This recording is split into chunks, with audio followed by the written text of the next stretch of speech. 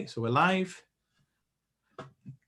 Okay, good evening, everyone. My name is Dr. Shakur. I'm a GP in Lancashire, and welcome to this evening's talk to do with Natasha's Law. I'm privileged to welcome Tim McLachlan, who's the Chief Executive of the actual Natasha Allergy Research Foundation. And I think for many of us, who watch the news or who keep up to date will know actually that this actually came about through an allergy that Natasha suffered and the plight of her parents to actually seek justice and some sort of method to actually make some change. And because of that, this is of importance to not just healthcare professionals, but to so many of us in public life as well. And hopefully Tim is going to, over the next 40 minutes or maybe a bit less or a bit more, explain really the things that brought about the change and what it means for those of us in future practice. I know that Tim has already told me that he's very interested to get GPs involved in training for food allergies, and would be really interested to know any kind of platform or how that training you would like that to come about. So please use the chat function or just write to us, email to us on the actual information at the bottom of the bio if you can help us with that, and I'll relay that back to Tim as well. Over to you, Tim. Thank you very much, Dr. Shakur, and good evening, everyone. Could I check, can I share my screen? Could you enable that for me so I can share some slides?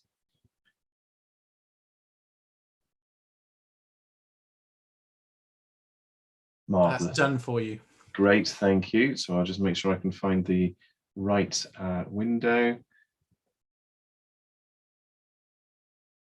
And it is... There it is. Okay, so I'm going to make that full screen. Can you see that? Can I just get a it's absolutely yes fine. Yep. Yep. I'm just going to, there we go. That should be the whole screen. Yep. And you can see me off at the side. Yep. That's fine. Great. So good evening. Really pleased to be speaking to you this evening. Natasha's foundation is what we call Natasha Allergy Research Foundation for short. And it was founded by Nadim and Tanya Ednan-Laperouse following the inquest of their daughter Natasha, who many of you will remember the story, died in 2016 after eating a baguette bought from a sandwich shop in Heathrow Airport. She got on a plane and unfortunately the sesame seeds, to which she was severely allergic, were baked into the dough. There was no labelling on the actual package, and sadly she died upon landing at the other end in France, in Nice. Natasha's foundation has a mission and a vision that is this: to prevent and eradicate allergic disease. We don't want to be living with this. We want to create a world without allergy. That's what we're about. And we want to achieve that through research. So all that we do is about making allergy history. Starting with food allergy, that's our focus. So in terms of what I'm going to talk to you about, I'm going to talk to you a little bit about food labelling and Natasha's Law, and what that means for GPs and healthcare professionals and what they can share with their patients. So first of all, the scale of food allergy, the scale of the problem.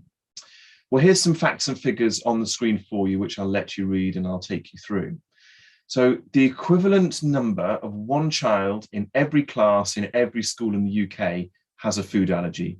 It's currently up to 8% of children. For adults, that's between 2 and 3 million people in the UK have a food allergy, about 2%. A food allergy can act like a deadly poison. That's how your body responds to it. So it's not a small amount, it's any amount. A food allergy can develop at any age, and is in fact a whole family's food choices. So actually when one family member is affected by food allergy, the whole family is. And it's not a lifestyle choice, and it's not food intolerance. We know that food allergy is increasing because of the number of admissions to hospital due to food anaphylaxis increasing. There's the number on the screen there for the figures that are now already 10 years out of date. And food allergies are a major public health concern. So what is the issue? Well, food allergies can kill. It causes a life-threatening reaction, severe allergic reaction called anaphylaxis, which many of you will have heard of. A terrifying situation for everyone involved, requiring immediate treatment, and it can kill in minutes. And there's some of the symptoms on the screen there.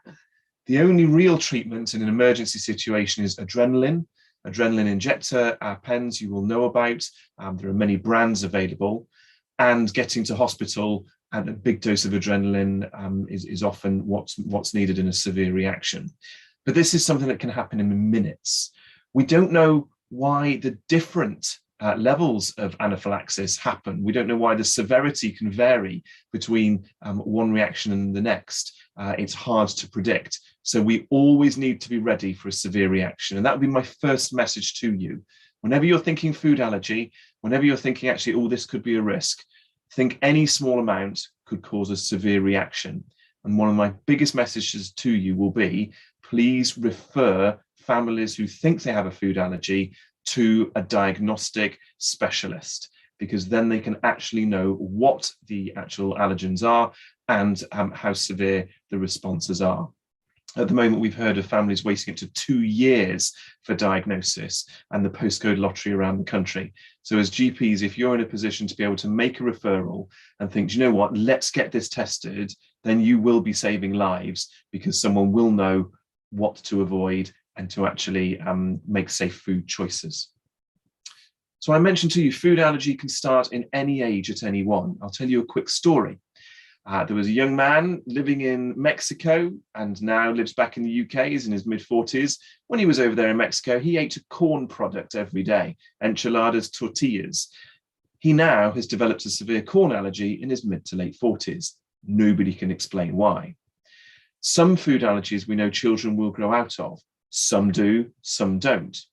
We don't understand it. We know that some people are developing allergies to foods that they've eaten all their lives. We don't know why. But the prescription of, oh, avoid that allergen, avoid that food for the rest of your life, well, that's the same thing we've been saying for 700 years. That's not good enough. That's what we need to address. And when you think about the prevalence, I mentioned it before, thinking about children in schools, one child in every class in every school means that we all know, love, or are someone with a food allergy. Now, granted, food allergies can get confused with food intolerances and other hypersensitivities, but the reality is an allergy is not a small reaction. An allergy is a big reaction. It can be life-threatening, and we need to treat it with the respect that such a condition can have, not only on the physical well-being of somebody, but also on their mental well-being of living with the anxiety of these reactions. So just a quick one. One of your questions, I'm sure, is why do we get food allergy? Well, food allergy is mediated by immunoglobulin E, so it's IgE mediated, or it can be non-IgE mediated. It's more common to be IgE mediated, and that's immunoglobulin E, the allergy antibody. And as I put on the screen there, it's been subverted. It's doing its job. This is what the immune system was designed to do. And that is to attack what it regards are threats, proteins in foreign bodies, parasites, worms. Now, we don't eat as many of those, certainly intentionally, as we used to in human evolution. So the reality is the body has been subverted. It's now attacking proteins that we regard as common, and we don't know why. This change to our immune system has started, and it means food allergies are going to continue to increase. And a severe reaction, I've said, acts like a deadly poison and kills in minutes. One allergic reaction doesn't predict the severity of the next. There is a variety of different levels of allergy, food allergy, in different countries. So I've read that in Israel, there is a very low level of peanut allergy. In Switzerland, it's very high for celery. We don't know why. But the bottom line is, we know that food allergies are a major health concern. So what do I want you to take away?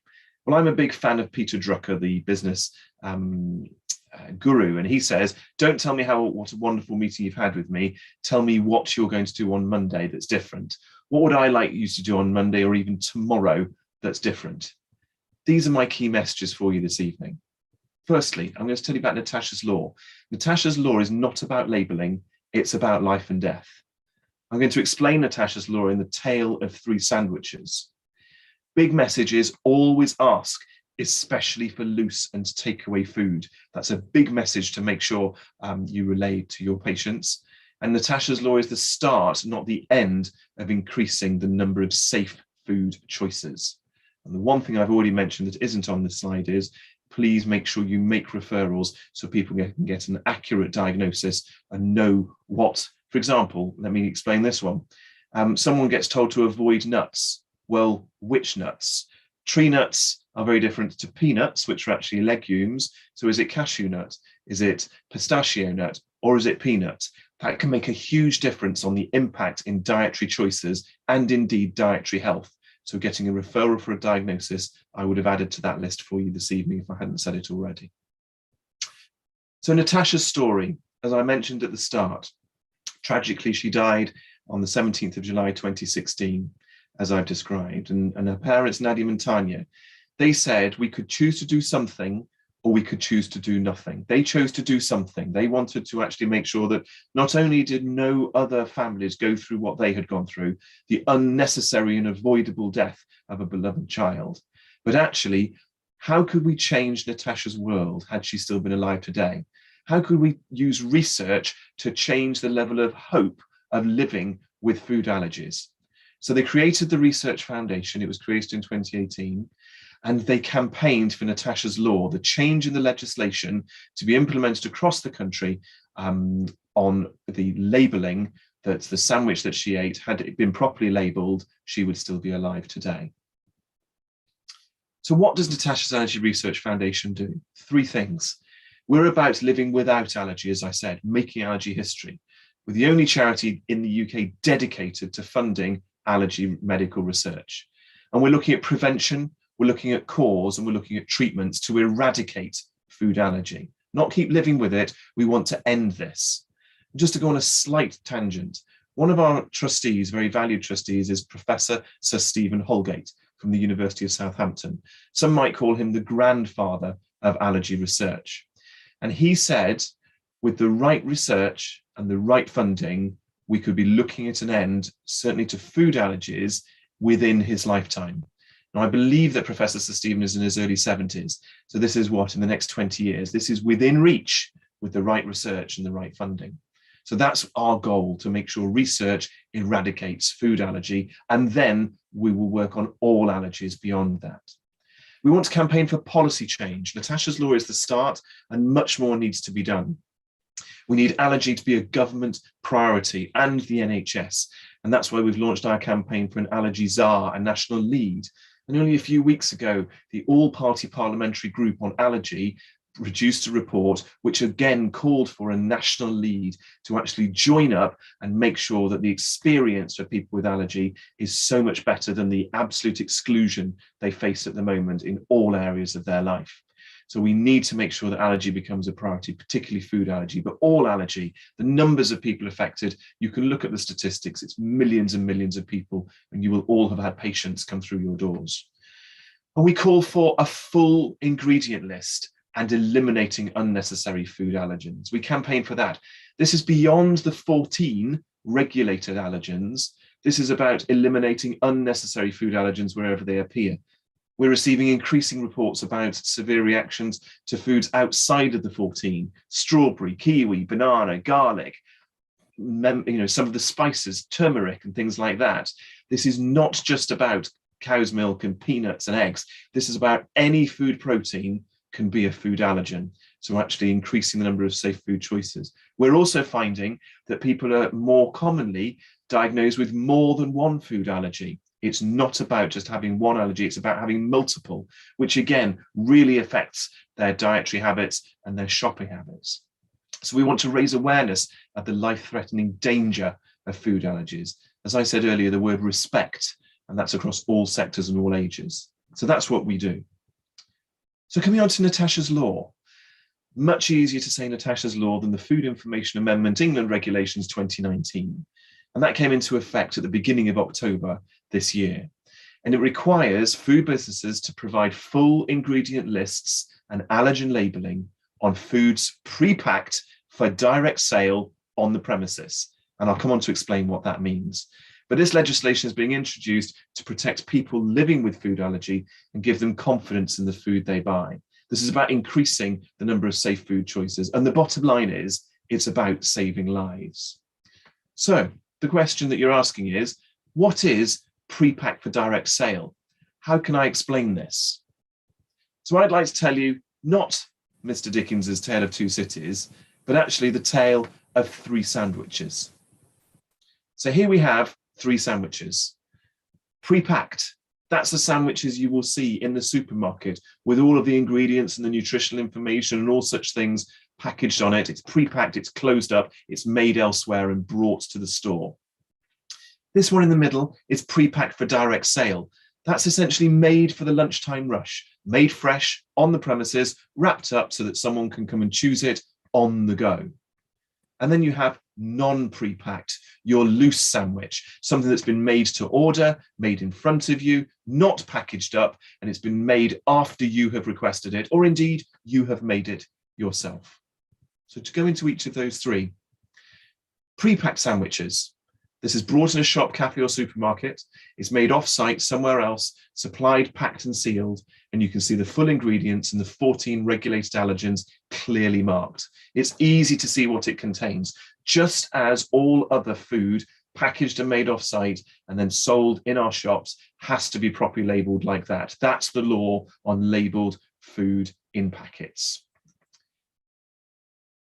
The next sandwich is pre-packed for direct sale. PPDS is the acronym.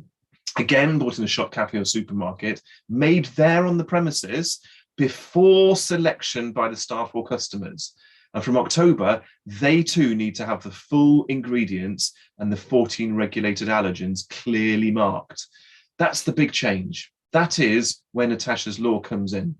And it will now be easier to see the ingredients. So this is a whole group of foods that now individuals with a food allergy can expect to see the full ingredients and the 14 regulated allergens clearly marked. In the consultation that was done about Natasha's law, the public consultation, the question was asked, do you just want to see the 14 allergens? Do you just want to see, the full ingredients? What do you want to see? And the response came back, we want to see the same labeling as if it's a pre-packed sandwich. Full ingredients and the 14 regulated allergens clearly marked in bold or italics or some other way. So this actually now is what has come into force, and you will see when you go into the various different takeaway shops, I won't mention any names now so as not to favour any single one, you will see that they all are marked individually with those ingredients. It's no longer enough to have a sign at the side saying these are the ingredients and ask for more details. No, they are treated like a takeaway sandwich from a supermarket, clearly labelled. So they can have more confidence, people can have more confidence in those. And here's a pre-packed sandwich, a non-pre-packed sandwich. Food or drink served or sold loose, made at the customer's request. That's your sandwich shop. You've gone in, you've ordered it, and you have the opportunity there to ask about what it contains. And that would be my message to you. Always ask what it contains. Encourage your patients to always ask when they're ordering fresh food or food to order, whether it's in a restaurant or a cafe. They should be encouraged to ask about allergens at the time of ordering. Yes, we're seeing an increase in the number of times that people are asked that, but really you are relying on the good practice of the establishment and the customer speaking up. So there's still a risk there. There's still a risk that you need to ask, what will my sandwich contain? Are you sure that it's going to be really free from and whatever it is that needs to be free from? So they are not what I would consider to be safe choices unless you've got confidence in the restaurant and you ask every single time, even if you've been there before, or the cafe or wherever it is. So that's a non-pre-packed sandwich. So there is one slide, which is a paper that we are writing in the Journal of Clinical and Experimental Allergy, we being Professor Judith Holloway, Dr. Hazel Gowland, Dr. Nicola Jay, and Karen Miller. We are writing a paper on Natasha's law and guidance for GPs and healthcare professionals. And this is one of our big messages to take away. So that's the summary I've given you of what I've said about the 3 different types of sandwich and therefore the explanation of them. So if there's one slide that explains everything, that's the one. But my big message to you is pre-packed manufactured, that's got allergen information on it and full ingredients. Now, so does pre-packed for direct sale. But the non-pre-packed, the loose food, you need to ask, you need to be sure, you need to be vigilant and make sure that they are safe before eating them. Always ask. I've banged on about this already. Understanding how and when food is made and packaged helps you to know about asking about allergens. Loose food, food prepared to their order will not be labelled. They need to ask. And this includes takeaway foods, which is packaged after ordering.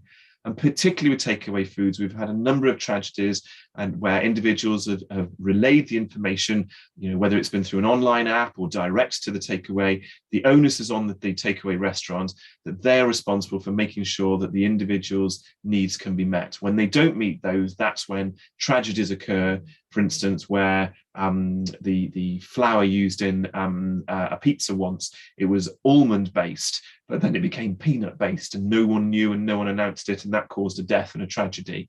It shouldn't take people to die. It's totally avoidable. So always ask, even if you've been there every time before. There can be a turnover of employees in these fast food restaurants, in fact, any catering and hospitality industry. So make sure that individuals ask when ordering, particularly loose and takeaway food. May contain. When you see this label, the precautionary allergen labelling of may contain traces of, may contain, made in a factory that also processes or whatever, there's no distinction between the level of what it might be. And it doesn't actually help individuals to manage their risk. So please, as healthcare professionals, talk individually with patients about managing their risk. May contain. Are they potentially sensitive enough, depending on their diagnosis, that they can or cannot eat these may contain products? And the use of PAL statements is not affected by Natasha's law. But bear in mind that non-prepared foods that aren't wrapped or packaged, they've got a higher risk of may contain of cross-contamination. Milk being in with the butter or the bread and cross-contamination, that can happen. But the other thing to say is about may contain. When you see may contain, read may contain deadly poison, because that's what it means in the mind of someone with a food allergy. Would you eat something with deadly poison? Well, it may contain it. Well, does it or doesn't it? That's why we want to encourage food companies to actually make sure they reduce the number of may contain labelling and actually are really clear about what's in their products, because it will mean that quite simply more people will be able to buy that product, because then a whole family who has a person who can't eat a particular food allergen will be able to choose that product because they're not being uncertain with these may contain labelling. So here's a message for you. If one of us has a food allergy, we are all affected.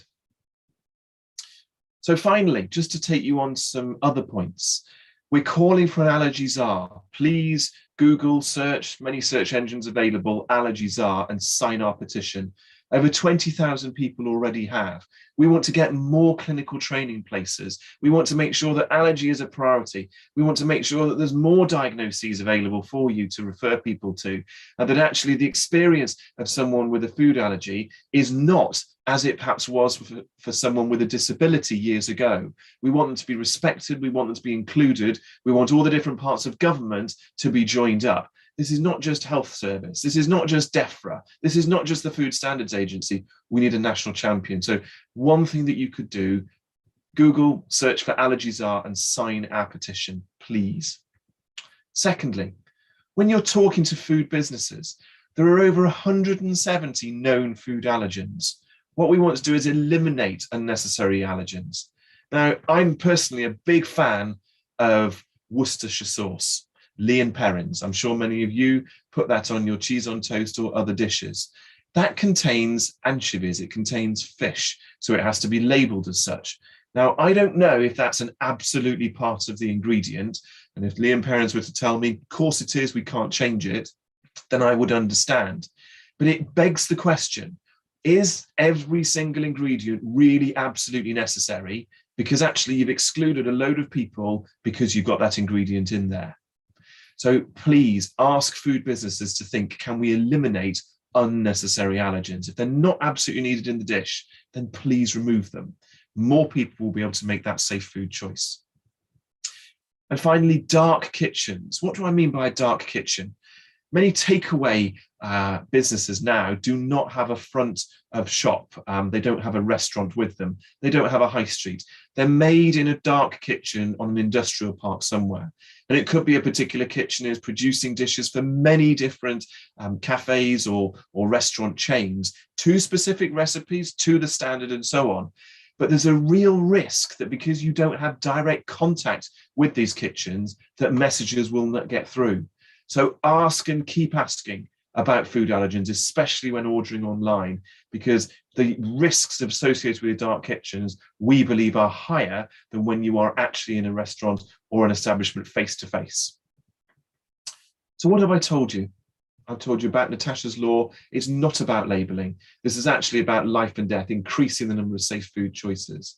I told you about the tale of 3 sandwiches and how you can distinguish between actually loose food and now anything that's in a packet and created before you've chosen it, pre-packed for direct sale, that must have the allergen information on it. Now, one question you might have is, what should you do? What should a patient do if they don't see that? Where should they complain? Well, the FSA, the Food Standards Agency, have got a search tool on their website, which actually enables you to look up the postcode of a business, and it will tell you the local food safety team and the local authority to which a complaint can be made. So look on the Food Standards Agency and look up food safety teams. That's how you can then find your local food safety team to make a complaint. Tale of 3 sandwiches, and then always asking. I really have said that point many times, especially for loose or takeaway food. And as I said, Natasha's Law is the start, not the end, of increasing the number of safe food choices. So my last slide, folks, and then I'll be very pleased to come to questions. Natasha Allergy Research Foundation, Natasha's Foundation for short. You see us in the press, you see our campaigning. Please support us and support us to make allergy history, and especially through food allergy research. I hope that's been helpful. That's been about half an hour, and I'd be very happy to take questions. Thank you so much, Tim. That was really interesting. I want to start with proceedings using the chair's prerogative, if I may, Tim. And that was simply, you came across one point, it's about reducing the number of allergens, which I found was really interesting. Does that fit in with the concept of clean eating, or is that a completely different concept that you're saying? Because I think you were trying to say fewer ingredients, but is that meaning you want more wholesome foods, or is it just the number of ingredients to go down? It's the number of, we're not saying this is instead of or going on, stepping on their toes. This is purely about, by understanding the number of people that are affected by food allergens, actually, if we can reduce the number that are unnecessarily there in dishes and when we're baking things, then actually more people will be able to eat it. Let me tell you another quick story. A child will get referred to hospital, having an anaphylactic reaction, blues, lights all the way there, treated in the hospital, and a crisis averted. We still hear about 1 fatality every month, particularly in older teens and children who are making their own food choices away from parents. But then they're discharged and they're told, go and see your GP, get a referral, and they can be waiting a long time to get that referral. So they are living without their adrenaline auto-injector pens. They don't know which is the specific allergen they need to avoid. They've had to change their entire diet. That anxiety of what they can not eat starts to really ingrain itself into how they're living. But the point being, when somebody has got that diagnosis, they can know how they can actually adjust their diet accordingly, and appropriate changes can be made about, right, we don't need to avoid all these foods, we're just going to avoid those. And it means that families can learn to manage the allergy on a day-to-day basis and not be impacted by it and feeling out of control with it. Excellent, that's really good.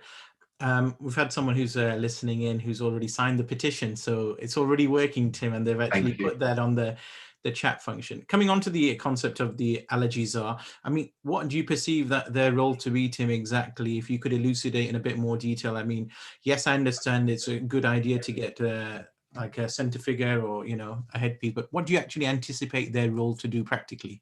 Practically, it's going to be joining up the different parts of government. So, for example, food standards legislation sits with the Food Standards Agency. However, the reporting of a severe allergic reaction actually happens in the Department of Health in emergency rooms. Near misses are captured somewhere else. They might be happening in DEFRA, or they might be happening in local authority food safety teams.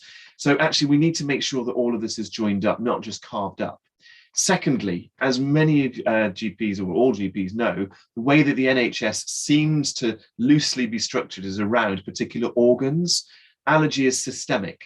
So actually, it can be wrongly attributed when an individual dies that asthma is the first cause of death. And we've seen many coroners' recordings being challenged because actually the asthma wouldn't have happened without the anaphylaxis happening first. So the cause of death is actually food anaphylaxis, not asthma. So actually looking to change how the independent way that all the coroners work in different ways around the country, making sure that allergy deaths are properly recorded. We want to make sure that when it comes to the provision of diagnostics, that there are enough allergy specialists in the country. The All-Party Parliamentary Group on Allergy that I mentioned published their report a couple of weeks ago. And that actually noted that the number of research places, the number of clinical places has not increased. In 15 years, nothing has changed in the NHS, despite this becoming a bigger issue. Also, we've got an increase in the number of free-from food products now coming through. But that has its own challenges, because when you see free from meat products, for instance, plant-based meats, which are becoming much more popular, and obviously companies getting on board and seeing those, well, that's an interesting marketing and commercial angle. But actually, many of them are made from pea protein. And we hear about the increase in the number of people allergic to peas, but yet peas aren't listed in the regulated 14 allergens, which is why, where would you stop with that list getting longer and longer and longer? Our position is to say full ingredient labeling, reduce the may contain, then people can know what they're eating and act accordingly to what their actual diagnosis is. So all of these things, we need someone to pull it together across government. One of the other areas is not just on the coroner's diagnosis of death, but also then what does that mean in terms of near misses? We need to have a near misses anaphylaxis register where people actually can report something, and then there would be the capacity in the food safety teams to go in and look at that. I've heard of stories of there being near misses in a particular takeaway, and then someone goes in and then there's an actual, in the inquest, oh, well, there were 3 near misses, but nobody did anything about them, and now we've had the fatality. So what we want to do is make sure that allergy is respected. That's all allergy, asthma, allergic rhinitis, all of allergies. We're particularly calling though because of the life and death threat of food allergy and increased numbers of people being affected. Excellent, that's great. There's a lot. I was going to make a pun, but I'm not going to do with food. You know what you will. I know you will. You can't hold it back. It'll come later. It'll come later. No, I'm really enjoying it, Tim. And I think this is, like you said, it's not just about allergies, life or death, really. We're all interested in food. It's a big part of our life. And so the way this law is coming, obviously Natasha's law made it famous, but there are many actual high profile cases to do with this. Buttermilk, I've heard as well, in certain burgers and so on. Iron Burger, yeah, Owen Carey, yeah. Yeah, so there's quite a few examples out there. I know you said that there's not much in terms of increase of clinicians and so on and posts, but food allergy seems to be more paramount or more actually around nowadays. Can you explain why that is to some of them? We think it's because of the awareness of actually, the number of children having reactions. So therefore it becomes something that people talk about.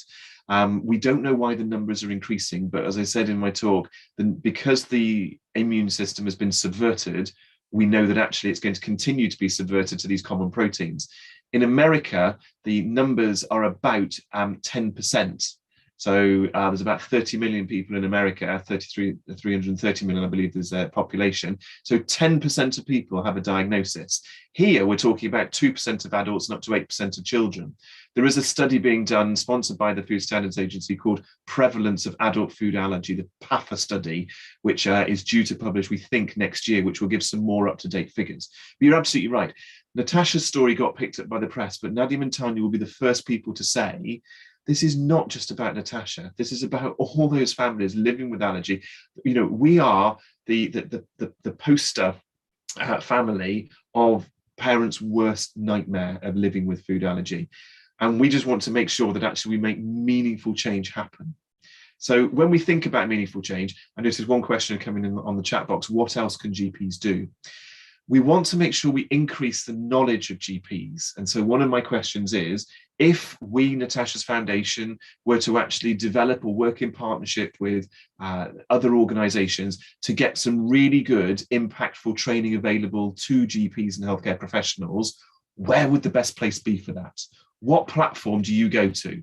Is it web-based? Is it classroom-based? And who does it need to be accredited by for you to think, oh, do you know what, I'm going to do that, CPD points and all such things. We want to make sure that we make it easy for you to access it. Secondly, AAIs, auto-injector, adrenaline auto-injector pens. We hear too often of people not being given a proper demonstration on using it. And I would urge all GPs to get themselves a training AAI. Now, these can be ordered from Jext, and from EpiPen, the main kind of purveyors of these things, and have it in the surgery and actually practice using it. I would suggest, if you wanted to look up the best explanation I've seen, it's been AAI GP Zoe, I think it was.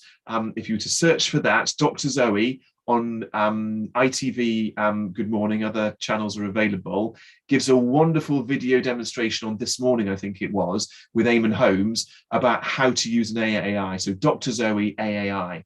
And in 1.5 minutes, she explains it. She says, this is how to use it. This is why to use it. This is where to administer it in the leg, in the thigh muscle. And she explains about what it does. That really is something that you could give to your patients and say, look, here is just someone talking on national TV, explaining it properly that you can refer back to. Go home and show your family members. Get a training AAI and actually learn how to use it so that this doesn't become something that actually you think, oh, I'm going to panic. If an emergency situation happens, you want every single family member and the family and friends around that youngster able to use this in an emergency situation. So normalize actually injecting an AAI into a thigh, actually through the clothing, because that's what can be done. It's not a natural thing to do. You know, it's a bit Star Trek going through the material to give an injection, but that's what an AAI can do. And we think to actually increase people's confidence when they're faced with an emergency situation. What about that nursery school teacher? What about that school teacher? What about the children in the classroom? You know, to actually, this could be life-saving in moments to get that adrenaline into them. So I would urge that would be one of the biggest things that you could do really practically. Have a training AAI, make sure it's being demonstrated so that families got the confidence to use it. The other thing we've heard is it can be difficult to get hold of these. People going to 6 different pharmacies because of the just-in-time ordering. Now, we've written to the Department of Health and we have been assured, although we don't feel reassured, that actually there isn't a supply issue. And I'm not going to go into perhaps what the reasons for that might be. But the bottom line is this is the only lifeline that a family will be leaving with a life and death situation. It's not a defibrillator, it's not first aid, it's not CPR, it's not mouth to mouth, it's the AAI. If they haven't got that and they haven't got access to that and they're not confident using it, then what's that going to do for family mental health in terms of actually thinking, you know, can my child go and visit somebody? Can they go on school trips? How are they going to be kept safe? So, and also many of you will know already as well, always carry 2 AAIs as well, because once one's been used, if you need one as a second dose, or if the first one doesn't work properly, always carry 2. It's really important stuff you said there. Absolutely, yeah. Someone in the chat, one of my doctor colleagues, obviously saying there's an app to how to use AI. He's named the brand of the actual address. I won't mention that, but there are quite a few with all the different brands. I gather they do offer that. They do offer video learning about that. They do, I think that would be something to refer patients to. There are a number of apps out there which could help, but I think we did a calculation. You might need 11 or 12 or whatever to manage your allergies if that's what you want to do. The main thing is it's always asking and being vigilant, but just trying to reduce the impact and the exclusion that people with food allergy are facing. Another quick story, if I may. The child going up to hospital comes back, told to go and get a referral to the doctor, and then waiting for their AAIs. Granny comes round with a cake, and mum says, well, you haven't put any nuts in that, have you? And she said, oh no, I made sure. You said no nuts, so I made sure I've not put my chopped nuts in. I've absolutely made sure, and I didn't have any in the kitchen. I was really good. Okay, yeah. What about the cocoa powder? Oh, well, I'm sure that didn't have nuts in it. Well, did you check it for a may contain label? Oh, well, it may contain. Well, if I did use cocoa, but I only used a little bit. And that whole mentality of not getting the understanding of it could be a micro amount that actually is the deadly poison. So therefore, this individual discussion with individuals about that may contain really important, so that people can actually manage their risk effectively. And as I've said, and you've seen with some of the press cases, the children that are actually and young people who are the tragic fatalities, although it happens to people of older age as well in middle years, they're the ones that perhaps at that point of, well, actually, you know, I'm responsible for my own food, I'm going out. And you mentioned buttermilk and the burger. Owen Carey, he was out, imagine this, going out for a meal on his 18th birthday and was served something that the server said, there's no milk in that, but actually in the recipe, it had been marinated in buttermilk, and you know, he died on his 18th birthday. I mean, it takes something to think of more harrowing things than that, and totally avoidable. Absolutely, no. Yeah, there's a few. I think there was another case as well of buttermilk and burger, but obviously Owen Carey as well. So Yeah. it's obviously common themes that are coming about. I want to move on with the remainder of the time that we have, Tim, and talk about food allergy clinics. Now, that's something we've not really touched upon. Obviously, I was looking at the NHS UK website, and that's obviously a very good resource, food allergies. And on there, when you go onto it, it talks about the role of the GP, antihistamines and other things. And it also mentions Allergy UK website. Tim, you need to get onto that NHS UK website as well, but it does mention Allergy UK. But it also mentions the concept of food allergy clinics. And what's your thinking behind how we can use them, especially in the pandemic, and access to them, and maybe how the GP's role as the interface between the actual patient and the food allergy clinic? Well, dare I say, it's going to depend on CCGs commissioning these, or is it integrated health boards that they're becoming. I'm not going to make comment on, you know, reinventing the wheel. Also, I'm not going to make comments about, you know, where primary care and secondary care are best going to interface. What I would say is anything that is going to help the patient actually learn and be able to live with their food allergy better, and the whole family, is going to help. So shortening diagnosis times, shortening waiting times, making sure that the right advice is available at the right time, that is only going to help. So if that means making things available in food community hubs or whatever might be the route that it's delivered, it's only going to help. I'm not going to say which size might work, because obviously there's going to be differences in terms of where people live rurally and urban areas and travel and things like that. The bottom line is, how can we reduce the impact of what is a disease that at the moment can be so excluding but isn't covered by disability legislation? Now, I'm not suggesting that all people with food allergies would want it to be covered by by disability legislation, but the principle is the same. The exclusion that they are facing, for example, signs being put on restaurants saying, do not enter if you have a food allergy. We've seen signs actually going up to say that. How does that make a youngster with a food allergy feel? You know, we used to have signs saying no such and such, such and such in the past. It's appalling that that is now happening again now, because because restaurants are thinking, we don't want to be bothered to actually address food allergy. And therefore, you're not just excluding one person, you're excluding the entire family. I understand, yeah. I've just looked up Dr. Zoe EpiPen is the Google search, and that will give you the video on YouTube. Dr. Zoe demonstrates how to use an EpiPen. Obviously, there's Emerade, there's Jex, there's many things out there. EpiPen is the one that's most often prescribed and available. Dr. Zoe EpiPen, that will be my, and it's only a minute or so long, 1 minute 43. That would be my suggestion as the good video to promote. Excellent. Well, Tim, I want you to keep it short and snappy, and you've done a great job going through all of that.